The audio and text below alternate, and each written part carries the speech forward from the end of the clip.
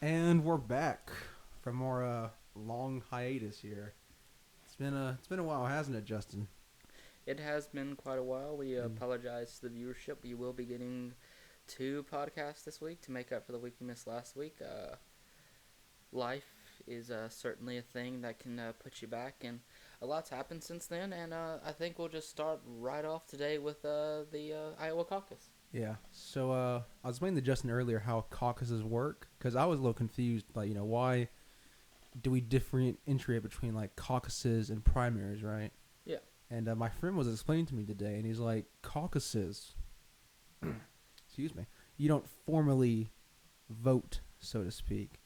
Like in a caucus, you don't cast paper ballots. More as you go into a room and you just go, "Hey, I'm voting for Bernie Sanders," and you all do it very openly. Now, it's just kind of like analyzing sort of the faults with that system, and I'm curious to see what Justin has to say about it.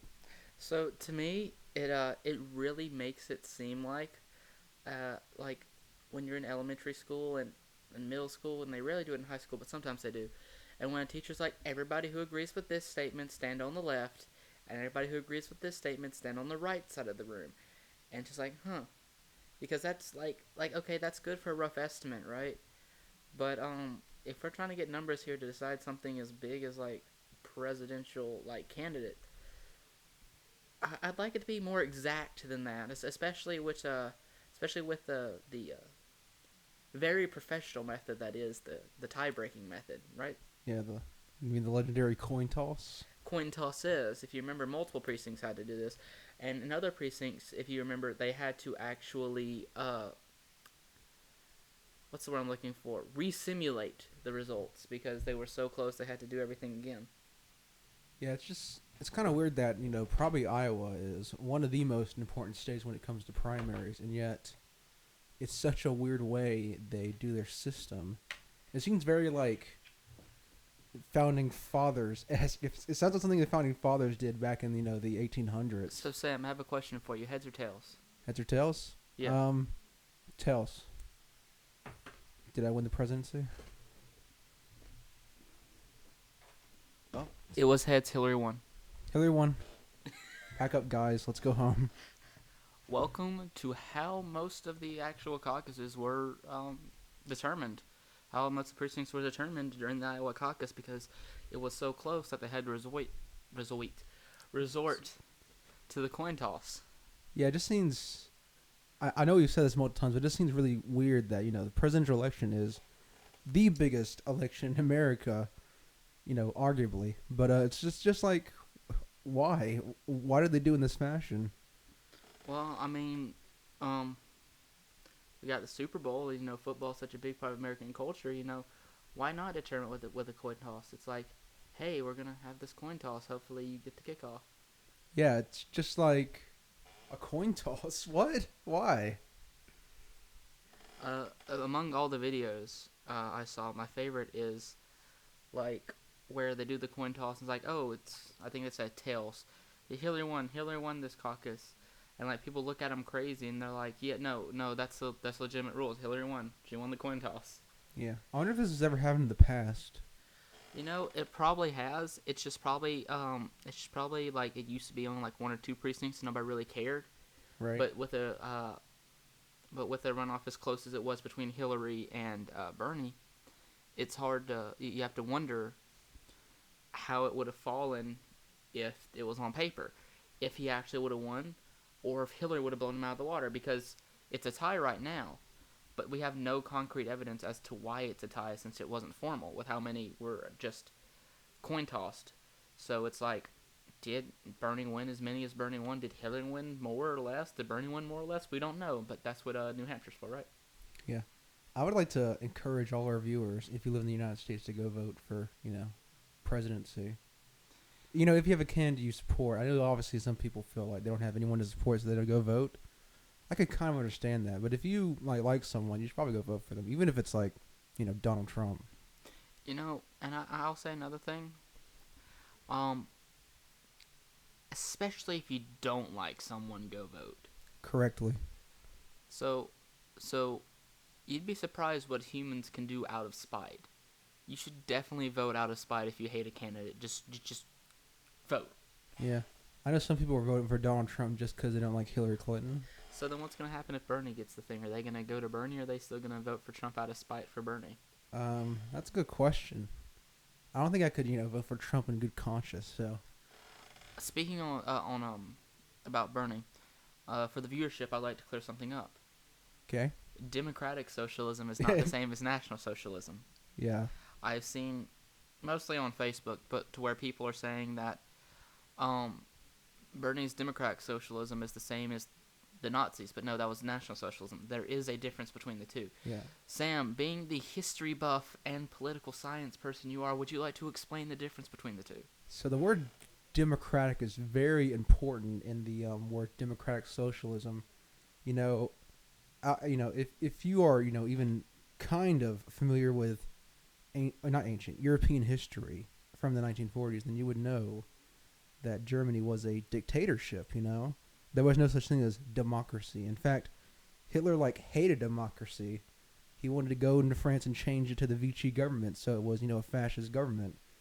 So what Bernie wants, basically, is the people to come together and to decide that they want these social programs. He doesn't want to force them on you. And plus, if you think Bernie's a communist, Hitler hated the communists. He didn't like Stalin. He didn't like the government. He didn't like the fact that states really had this much power over economic powers. So, it's crazy to even make the comparison between Hitler and Bernie Sanders.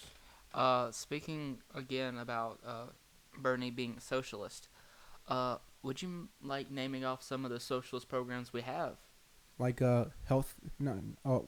welfare for one. All right. Which, you can make arguments that it's not effective, but you gotta admit that sometimes, in some cases, and probably in most cases, it does save families from, going hungry. It helps the individual. Also, it could be argued the biggest social institution in this country is the military, because they are funded by the government. So there's a lot of social things we have, like, firefighters, policemen, roads. Every road you drive on pretty much was built and funded by the government. So you just can't go and shirk socialism like you're not a part of it. All right, let's to go back on what you said. Thanks to Google here, I actually have the definition of socialism, and it's a political and economic theory of social organization that advocates that the means of production, distribution, and exchange should be owned or regulated by the community as a whole. Now, community can be used in a lot of different ways. The state of Alabama could be its own community. The state of Vermont, state of New Hampshire, can be its own community. The United States is its own community, and even within that, a specific city, let's say Iowa. Iowa's its own community. Correct. And then even within that, certain communities within the community, right? A lot of people think community is just a thing that's just like an inner city thing, like these few neighborhoods create a community. No, a community can be really as big or small as you want it to be. Yeah, there's like the global community in a way, like the relationships between different countries. So your communities can be on any level, really. Yeah, and if it's owned or regulated by the community, if something's owned by the state, going back, the state's a community, that makes it a socialist program, technically. And so, especially the biggest one, in my opinion, that fits that definition perfectly, is not the paid firefighters, but the volunteer firefighters. Correct. Because that's completely owned, operated, distributed by members of the community, if you want to go to the smallest definition. Right. And as much as we don't like, or excuse me, as much as we disagree with the police officers' actions, I would not want a private security force enforcing laws. That just seems very odd to me. Well, going back on what you just said, if you've ever watched movies, books, video games, they deal with this a lot, and they're never okay. Let's be honest. I was gonna say PMCs, but those are military corporations. Private defense corporations, PDCs. I think one we think of as Blackwater, this private military licensing place, and they do all kinds of. Well, I shouldn't say this. Never mind. None of it's confirmed, but it's been alleged that they haven't participated in shady activities in the past. Well, that's the problem with private military, is that a lot of people, especially in this election, they like the Republicans that like Trump and the Democrats that like Bernie, both of them like one thing that they have in common, and that's that neither of them can be bought out. A private defense company, they can be bought out. That's the definition of being able to be bought out because they're being paid to protect this place, right? But since they're private, like they're allowed to take payment from any certain spot. So what would actually happen is like even though it's kind of a disparity already to where police seem to patrol the richer neighborhoods more than the poor neighborhoods, we will run into the situation to where um, richer neighborhoods might get all of the uh, defense forces in that area, and the poor will get none because the poor areas couldn't pay for that. Right, and when it's a social institution, it can be in some ways regulated by the public. The public can have an outcry reaction. They can talk about it, usually. So if it's a private institution, it's like, oh well, it's a private institution. What are you gonna do about it? Yeah, like especially talking when you said about we don't always agree with the actions of the police. All these not local, current beatings and assaults and just overall abuse of power by cops. A lot of those cops are getting suspended, fired, indicted, etc., because not because the police station themselves wants to do the investigation, but because there's such a public outcry that they're forced to. If it was a private company, they should be like, "Nah, we don't care," and that'd be the end of it. Yeah, I just feel like there's no real case for privatization of social sort of issues. Like the biggest one I think of in America is the private prison system we have, where certain companies get paid to house inmates, and it's been what cited for the reason the drug war has been going on this long. It's because the companies do get a cut from the inmates that are in the prison. Yeah, and that's why we have so many prisons as opposed to colleges or well, really anything else. It's because like everybody talks about the overcrowding in prisons. The reason there's an overcrowding in prisons is because the private companies, the more prisoners they have, the more money they make. Yeah, the governor actually announced recently, I think, that he was going to build some more prisons. Well, the governor of Alabama actually announced that Tutwiler would be closing down. For those of you who don't know, Tutwiler is a very famous female prison here in Alabama, Right. and this closing is coming off a lot of allegations of rape by the guards and just overall abuse of the female victims by all the guards. A lot of inmates have been transferred out after filing reports that they were raped or assaulted by guards. Instead of actually an investigation going on, they just transferred them out to like a different prison or like a rehabilitation center. Right, and this is where I kind of support Bernie on his ideas about the prison system. To reform them. He says when it comes to things like drug addicts, we shouldn't really be throwing them in prison. We should more likely be trying to get them treatment. There's a lot of laws I don't agree with when it comes to prisons. Like I think the biggest one is I don't necessarily think it's wrong for a felon to vote. I don't know how you feel about that.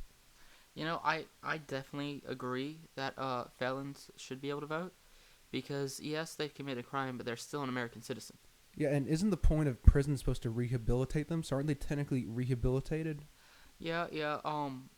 I I'm also on the subject that certain felons should be able to get guns after felony, depending on the severity of the felony. Yeah, if it was like a non-violent crime, then Yeah, because I mean, like even marijuana, for example, holding a certain amount of marijuana, just having it in your car is a felony. I don't think a person who got busted for like having X amount of marijuana in their car doesn't deserve to vote or doesn't have a gun because that's a non-violent crime. You know what I'm saying? yeah, like when you take away someone's right to vote, it's more like saying, "Oh, you're not a real citizen in America. You can't participate in our political system." I remember, I think it was about a year ago, to where the Republican candidate was saying that he wanted to make a law that would allow felons to get guns, but that he would still firmly believes that felons shouldn't vote. And that just seemed kind of backwards to me because while I think there's a lot more evidence and substantiality behind not letting a felon have a firearm or something that has high potential for damages over voting. Right. I think when anyone gets out of prison, they should get a clean slate because they have served their time. You know, they've done their service to society, and if they, obviously if they recommit crimes or they're still committing crimes, they should obviously be, jailed. But if they really come out with an intention of doing good towards others, I don't really see a problem with their voting or carrying a gun. Also, speaking on this, I actually want to talk about sex offenders and the sex offender list. People may not know this, but being naked in public indecency, which includes being naked in public, having sex in public, and even just urinating in public, like just like on a wall or something, all of those get you put on the sex offender list with like the rapists and the pedophiles, etc., etc. And I feel that's very unfair, because although it is like, yeah, technically it's a crime that involves sex, it's not that severe. Like, I don't think they should have to stay on the list because, like, yeah, I was drunk and I urinated on the side of the building and I was caught. Now I'm on the sex offender list, and now when I have to tell people that I'm a sex offender, they're going to assume that I'm like a pedophile or a rapist or something. And I feel like that's highly unfair to those people who really, that's just really, it, in my opinion, stuff like that really just deserves a slap on the wrist, or maybe a night in jail or two. You know? Yeah, like you weren't exposing yourself because you're a pervert. You just did it because I need to take a leak. Yeah, and even again, I'll say, I don't think being naked in public should put you on the sex offender list.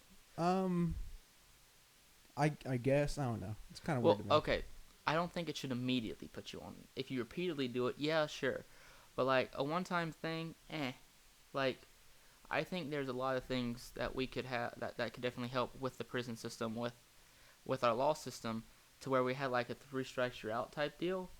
Like, even how if you look how rehab does it, right? If rehab, they're really nice on you the first time through. The second time through, they're way more strict. The third time through, they're the strictest. Like, the first time through, they just rehabilitate you. They just get you off the drugs. The second time through, they like forbid you from associating with certain people. And like the third time through, they isolate you. And it's like, I feel the same way that with like there's a difference between doing something once and doing something again and again and again. And while some things are so heinous that even once is good, as once is like, you've done it once, you should have known this was bad, this is a horrible thing you did. Things like urinating in public, maybe being naked in public, like that stuff's just kind of like, oh, he was drunk or he was crazy, he was just doing this, it's probably a one-time thing. I think if it's like a celebration like Mardi Gras, I think you can go a little crazy. But if it's like just normal, like I'm gonna walk off with my top off and I'm a girl, it's like okay, well, I guess. I don't know. I kind of feel weird about nakedness, but maybe it's just from my upbringing. Well, yeah, we all have this weird feeling about nakedness, but when you think about it, nakedness is actually the natural human state, so why are we punishing people for being in the natural human state? Uh, why is natural always good though? I mean, it's natural for us to live in the wild, but I'm not gonna go live in the woods. Well, yeah, no, I'm just saying, like, well, it's not illegal for you to live in the woods either. It is if it's someone else's property. Well, yeah, but that's the deal with property. Yeah, but I don't want to live in the woods. Exactly. What I'm saying is public areas. I'll do that. Public areas. I mean, the main argument people use, and I hate this argument, is like, oh, think of the children. And I don't know. It's weird because we treat children like they're these innocent little bundles of innocenceness. But let me ask you a question, Justin. Where did you learn your first curse word? Parents. Parents? No. Well, I learned it from my peers. In fact, I learned about all the gross stuff from my peers. Sex and all that. I learned it from my peers. Yeah. I didn't learn it from the television. That's for sure. Yeah, and I think that's true as well. Is that we treat children way differently, and especially like one thing that always finds me weird is like we all get naked to take a shower, right? Right. So we all know what we look like naked. So what's the big deal about it? It's like, yeah, I know what a guy looks like naked. So what I don't know. Maybe you might not find other dudes' naked body appealing. So? So what? So you should have to be forced to look at it? I mean, I don't find Trump appealing, and I'm forced to listen about him. Yeah, but he's not doing anything indecent. That can be argued. Well, he's not, Heavily. By the way, I want to clarify something. Earlier, we talked about children, they're not necessarily innocent. I don't think we should go, exposing ourselves to children. Oh God, no. Oh Yeah, God, yeah. no. Oh God, I didn't no. mean that much. I Oh mean, God, no. I'm just saying that children, I think they can take a little more than we give them credit for. I think they can take a lot more than we give them credit for. To Yeah, be like I was honest. playing, T-rated games when I was 8 years old, and I was playing M when I was like 9. It wasn't that big of a deal. I played Predator Concrete Jungle when I was 10. Yeah. Right? And I mean, like, I wasn't grossed out by the fact that I was ripping people apart. In fact, you can use the spear gun, and if you hit them in the head, their brain slams into the wall. And I'm like, whoa, look at this. I'm shooting this dude's head out. That's cool. Look at me chopping this dude's head off. Whoa, this is actually really cool. Children see, like in my opinion, and for me as a kid, children see violence in a different way, right? Like, they're not like, they understand that they shouldn't do it, but they still find it, like, in the same way why grown men and women watch action movies. Oh, this guy's shooting this dude. Look at how cool he looks while he's shooting him. Kids have that same feeling about violence, and it's like they realize that it's wrong, you know? And obviously, it's on an individual basis of what kids can take. But I feel with the majority of them, they can take it. Like I remember this. There's this one really great example. This is the Justin story. He was in high school, right, and he was giving this report, and he said the words oral sex in class, and the teacher freaked out. This was 10th grade high school, actually. So we'd already had sex ed by now in middle school. And I was actually giving a report on the Monica Lewinsky scandal with the Clintons. And obviously, that was a huge part of it. And so I used oral sex, believing that that was the proper term for me to use in a report. And the teacher freaked out, saying I didn't actually have to say oral sex. I should have said something like she serviced him under the table or something like that. When, to be honest, it's a report. I'm supposed to say the facts. That's the fact. Right. Now, you were 16 by this point, right? I believe so, yes. So they trusted you to drive a car, but they didn't think you could handle the word oral sex. Well, yeah, and that's definitely a lot of a huge shortcoming of the education system.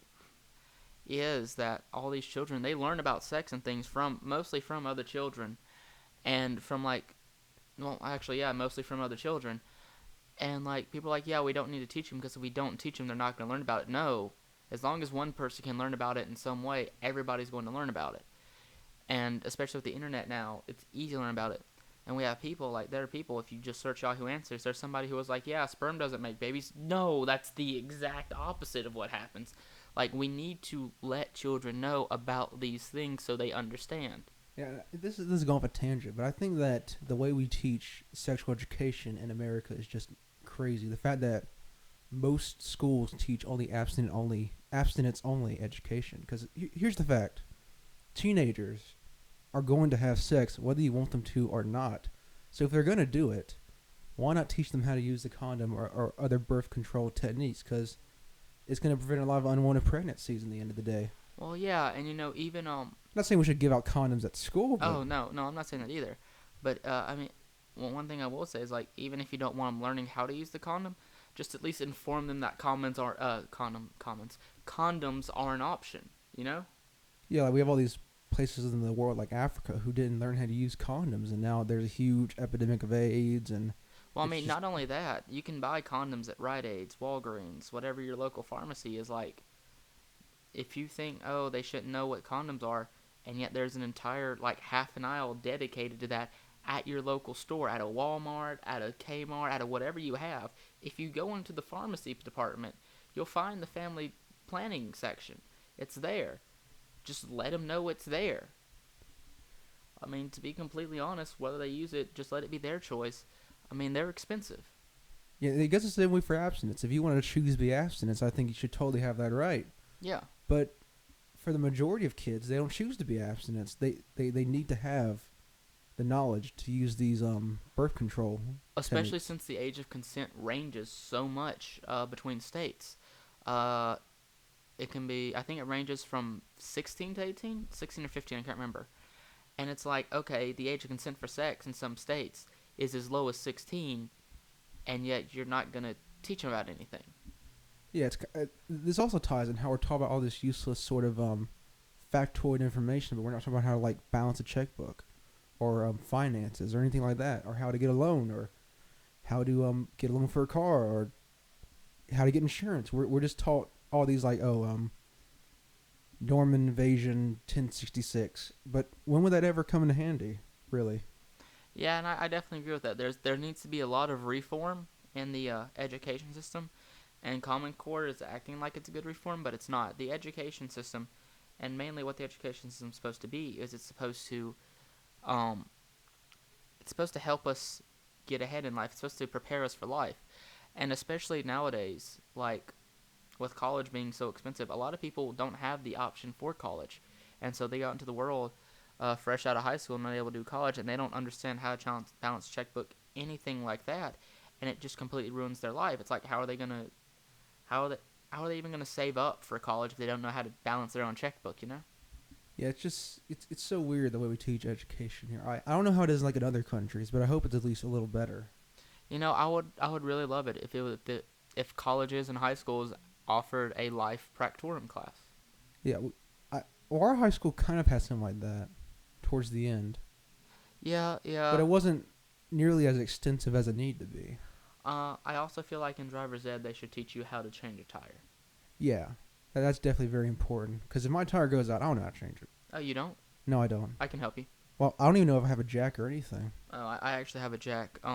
Yeah, I had to change my tire once in the rain. It was horrible. Like I knew how to change it. Right? But it was my first time ever changing it, and it was pouring down rain, and I was like getting hypothermia. It was horrible. I actually had a cop come help me because I had one of those crappy jacks. So by Oh, the time I actually got it up and I got all the lug nuts and everything off, I was already suffering from hypothermia and becoming weak. right. And so the cop actually had to help me put the tire back on and everything. Well, that's not, see, look, see, social services helping out the citizens. This ties back into our old conversation about cops. Because if he had been a privatized cop, he would have probably like, okay, I'll help you, but you have to pay him first. Yeah, exactly. And like again, honestly, there was a chance like when I was actually picked up by my mother because my car was wrecked. Like they had to put me under 3 blankets and give me a new change of clothes because I was like that cold. Right. And this kind of ties in. This was a point I wanted to get to earlier during our conversation, but it was about firefighters specifically. I remember back in the early days, I think it was America. They had these privatized firefighters, right? Mhm. And they would show up to your house, and you would have to pay them before they put out the fire. Mm. And they would come bid on your house so to see how much it was worth. So they would say, "Okay, how much is your house worth to you? Is it worth $600? Okay, then we'll put out the house fire." And that's just another reason why it's good to have a socialized fire system, because they'll put your fire no matter what. Yeah, yeah, definitely. I definitely get that. And going back to political sphere, New Hampshire primaries coming up soon. It is. Bernie Predictions. has a huge lead, by the way. Really? How much do you I know? believe it was by 10 points. Oh, okay, cool. Do you know what? Do you know who's leading the Republican? I Is it Trump believe or Cruz? I believe Trump is leading right now, but I think Cruz is on the rise. Okay, okay, yeah, that makes sense. Did you see what Cruz said About what? about being a Christian? No, I haven't. He said, "I am a Christian first and an American second." And while like I know most of the country is, oops, that was my phone. And while I know most of the country is Christian, like myself, um, I honestly have a problem with that. Not because he said it, but because think about how the country react if a Muslim said, "I am a Muslim first and an American second." There was already a huge outcry for well, there was already a huge outcry for Obama maybe being Muslim, right? Right? So, if that was an unconfirmed case of being Muslim, and I know some people say it's confirmed, but for all intents and purposes, we're gonna say unconfirmed. If he would outright come and said, "I am a Muslim first and an American second," think about the outcry then. And yet, when Ted Cruz said this, he got a round of applause. When honestly, if it would have been pretty much any other religion, they would have been booed. They would have been blackmailed, blackballed, probably blackmailed, things like that. And I think that's a very unfair portion, especially since the Constitution has separation of church and state, which means the president can't endorse any one religion, And in that statement right there, he just endorsed a certain religion, so he actually doesn't have what it qualifies to be president. I mean, okay, personally, I think Christianity is very good as a personal philosophy, but I think when you apply it to a like sort of a way government should operate, I don't think it works very well. I think there are certain tenets of Christianity that are in a way contradicting to the American way. But yeah, it's pretty crazy. Cruz said that. And yeah, again, I just wanted to make the point that if it would have been any other religion, it would have been a public outcry. Right. Like, they would have wanted him off the list to be president. But since he said Christian, everybody was fine with it. And again, people say separation of church and state isn't in the Constitution. It is, and it specifically says the government cannot endorse any one religion. That's from the Constitution, correct? Correct. Well, I don't know if most people support him because he is a Christian. I think they like his conservative values. Because if that was the case, then wouldn't Mike Huckabee be number one? Well, no, here's what I'm saying. What I'm saying is, in his statement, right? Right. He just endorsed Christianity because he said, I am a Christian first and American second. Right? Right. And because the Constitution specifically states the government cannot endorse any one religion over another, he has just broken that. If he becomes president, he has prematurely broken that amendment, that clause, because he's already endorsed a religion. It's not really saying government can't endorse religion. It's just saying they can't make any laws that respect religion.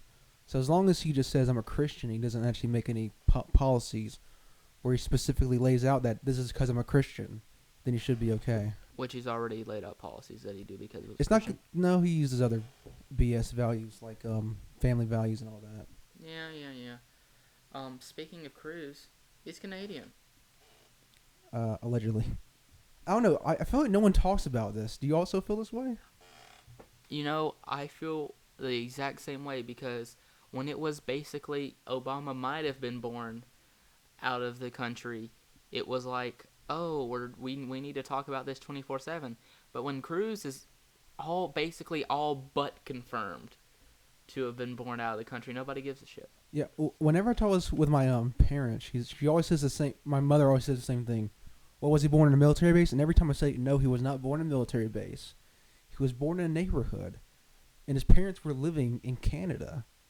And it's just insane to me that no one's talked about this.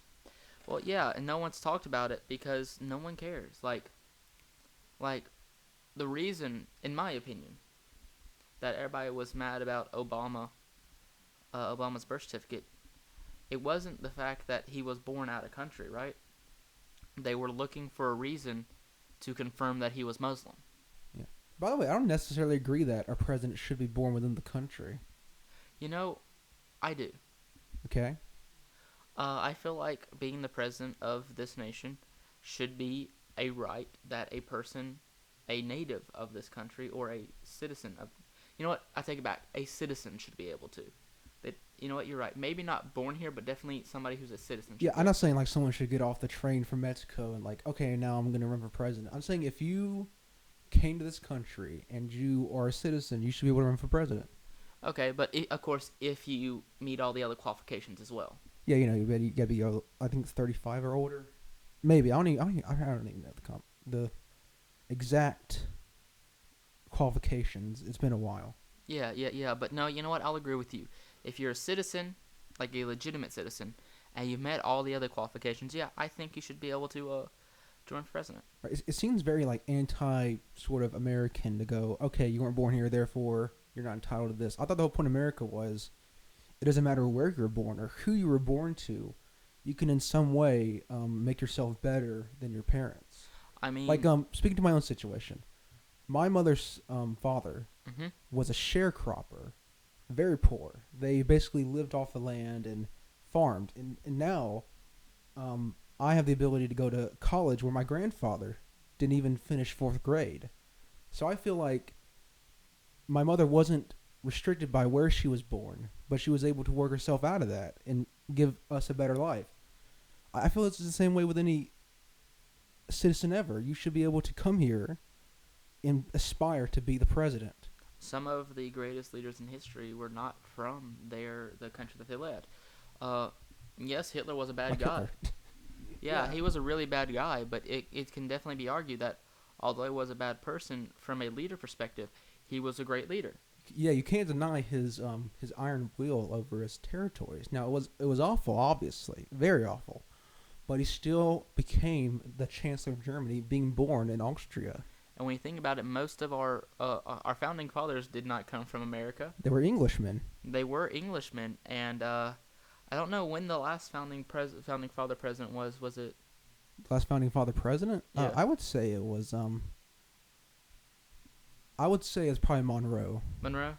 maybe Madison, Maybe Madison? and also I found this out today. Martin Van Buren, our 8th president, English was his second language. His first language was Dutch. Oh, wow.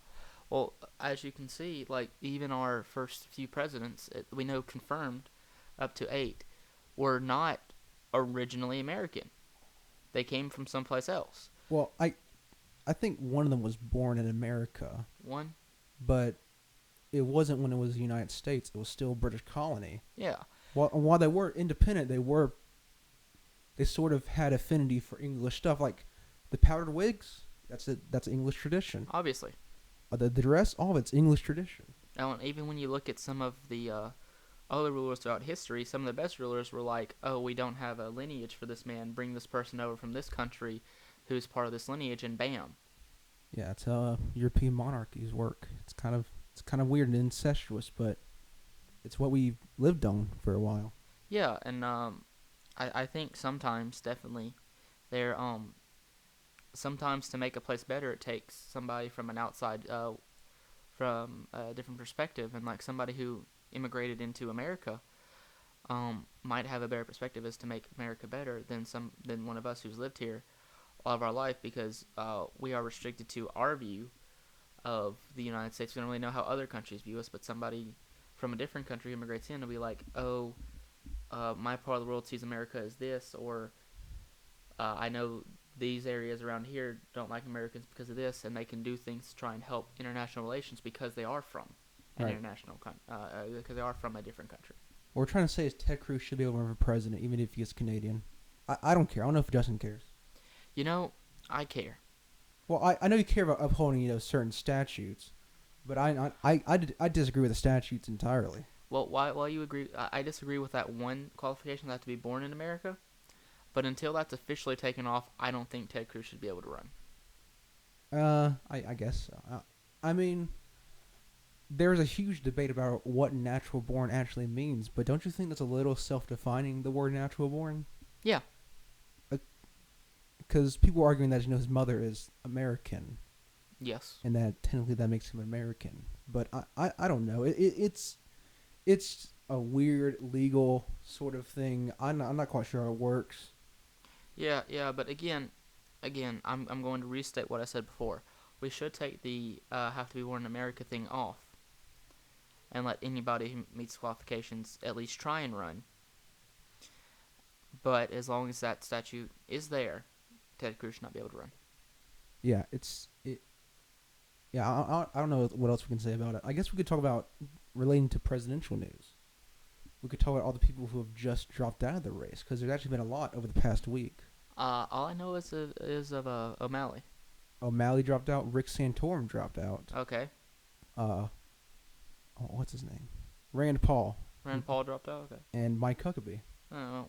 By the way, Rick Santorum and Mike Huckabee all won the Iowa caucuses in the past years. So Really? yeah, it just goes to show you the Iowa caucus isn't really accurate in depicting who's going to be the next president. I know Obama won the Iowa caucus, but he also won New Hampshire. Yeah. So yeah, definitely New Hampshire is definitely a better gauge as to things. Although I don't know if New Hampshire is really a good gauge for this one, since Bernie is from Vermont. Yeah, he definitely has from a very strong lead with the northeastern states, because he was an independent senator from Vermont, and I think he was even a mayor in one of the northeast states. It might have been New York. Yeah, so I really don't know how accurate New Hampshire can be, since he's from there. Right, but it's still interesting to see how fast Bernie's going along, because even during his speech, he was talking about months ago we had no name recognition, no one knew who I was, and here we are, tying with who is probably one of the most famous Democrats in modern history. Oh, Hillary Clinton. definitely, and also running on a basically a purely donated campaign where every donation I think he said was about $27 was the average donation. Right. It's a And it's a huge um, win for grassroots campaign. And I don't care what Ted Cruz or any of the other people say; those aren't grassroots campaigns. Bernie is a legitimate grassroots campaign. yeah, and even though my candidate has dropped out, Martin O'Malley, I really like Martin O'Malley, but Bernie Sanders, honestly, not a bad runner-up. You know, something I could honestly see is a Bernie O'Malley ticket. Maybe. I'm not quite sure who O'Malley would choose as his vice. You mean Bernie? Bernie. What'd I say? O'Malley. Oh, yeah. I'm not sure what Sanders would choose as a vice. I'm pretty sure it definitely wouldn't be Hillary. Definitely not. I mean, it's So here's the question: would we get a Cruz Trump and Trump Cruz ticket though? that'd be odd. That'd be really odd. But maybe. It's gonna be huge. I don't know. Usually they choose someone who they think will pull in votes, and Mitt Like- Romney chose Paul Ryan, which no one voted for. But now he's the Speaker of the House, so maybe he had some draw that no one really knew about. McCain chose Palin. Have you ever seen the movie Game Change? No, I haven't. It's a movie about Sarah Palin's sort of involvement with McCain, right? Mm-hmm. It's a really good movie. I recommend anyone go watch it. And basically what they kind of said was because it's about this dude who was the political advisor for McCain's campaign, and he was talking about why he chose Sarah Palin. Okay. And what he basically said was, look, we're running against a young black senator from Illinois. We need a woman here. And he just chose Sarah Palin based off that because he didn't know how inept Sarah Palin was. She seemed like a pretty competent governor because, she's running Alaska, pretty much. Well, to be honest, about certain subjects, she seems very intelligent, and she often, I'll say flutters between inept and intelligent because, like, some things she says sounds like she just said them without thinking. Right, but sometimes some of the questions are inexcusable. Yeah. When they asked her, what newspapers do you read, she couldn't answer. She couldn't say one. And at the time, I think I was maybe 13. I could probably name 3 newspapers. I could at least name one, definitely New York Times. Yeah, I mean, everyone knows the Times. Everyone knows the Post. USA Today. Yeah. They don't even say, their full names. You just know them by, little nicknames. So it is absurd that she didn't know that. But anyways, they chose her because they're like, we need a woman on this ticket. And it completely backfired, as we all know. There were even Republicans down here who were like, I like McCain, but I don't know about his VP. She seems a little off. Yeah, he, it was, in my opinion, it was a very, very good strategy and concept. Yeah. Extremely good strategy. Another movie I like, I don't know if you ever saw it, was Wag the Dog. No, I haven't, actually. It has De Niro in it. And it's basically how the media affects people's view of everything and how it can affect, just overall presidential races and things. Because the story is that the president is accused of inappropriately touching a Girl Scout who came to see him in the Oval Office. I actually have seen this movie. It's really good. So, it is a really good movie because it's basically showing how the government sort of creates, or I shouldn't say the government, so factually, but it shows how the government could create a scenario where they could take the heat off the president. Because literally what happens is they create a fake war with a fake war hero and everything.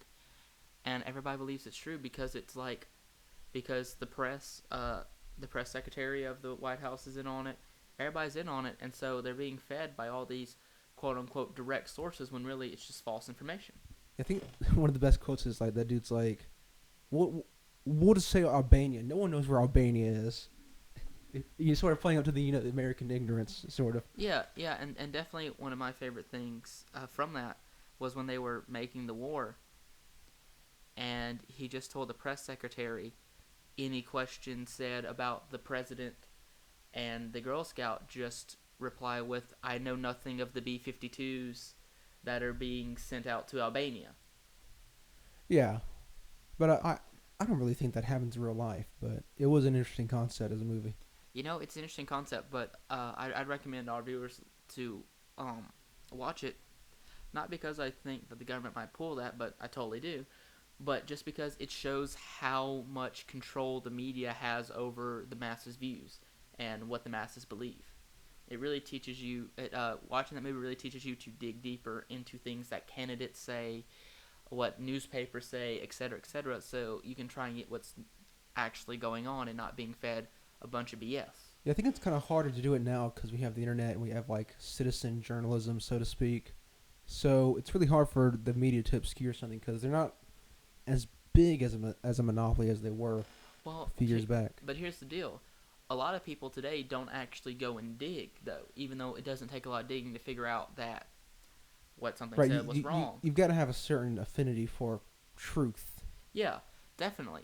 And Fox News, CNN, MSNBC, they get things wrong all the time, but nobody calls them out for it because, yeah, like it's like, oh, these are the big news contributors. Why would they ever lie to me? They lie to you all the time. And sometimes they just make up stories like, oh, Obama didn't wear a flag pin, or Obama didn't wear a tie, or he wore jeans this day. It's like, Well, why? since you're picking on Fox News, really, I'll also pick on Fox News. Okay.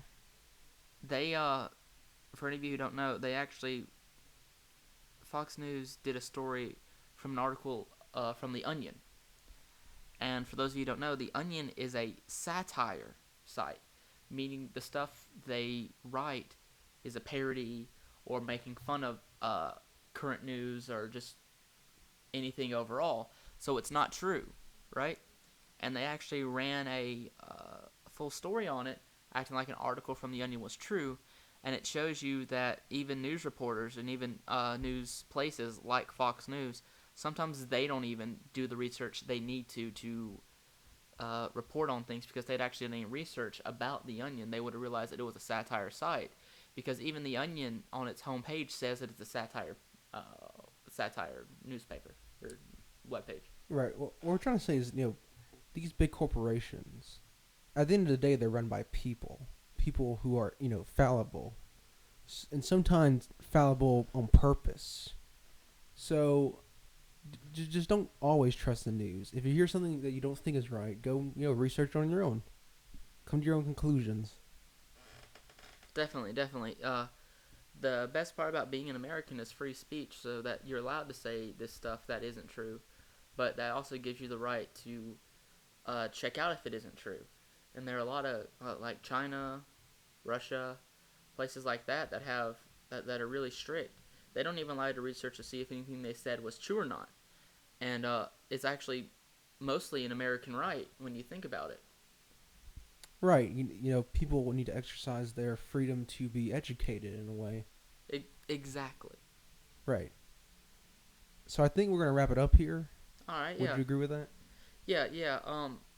And I guess just in conclusion, I just like to tell the people to just do your research on a candidate before, research things they say, research if they actually mean what they mean, draw your own conclusions and vote from that. And definitely in this election, which seems to be a very close election, definitely vote. The youth will honestly be the deciding factor in the election this year, in my opinion. Yeah. Like for example, we live in a red state, right? We're really red, but Yeah. me and Justin are going to go vote in November because we feel as though it's sort of like, what is the purpose of not voting? The one thing that I learned is if the Gen Yers and Millennials, if they all go out and vote, and they all vote for the same person, there's no way for any other candidate to win. That's how important youth voters really are. And youth voters are honestly the reason Obama won. And so, as a young person myself, rather young person, I'm still in college, young person, go out and vote because, people say your vote might be the deciding factor, it's probably not the deciding factor. You know what? It probably isn't. But the fact that you're going to vote might get your friends to want to go vote, or etc., and you might start the movement of voting in an area for youth voters that defines the election. Right. I mean, I'm going to go vote because I believe it's part of my civic duty. As you know, as lame as that sounds, I do believe that as a citizen, I have certain rights I'm entitled to, and I feel like voting is definitely one of them.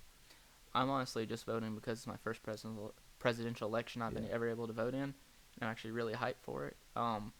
That's basically my big reason for voting. Also, I really just don't want Trump. I really just don't want Trump. And as corny as it sounds, like people did die for our right, to practice democracy.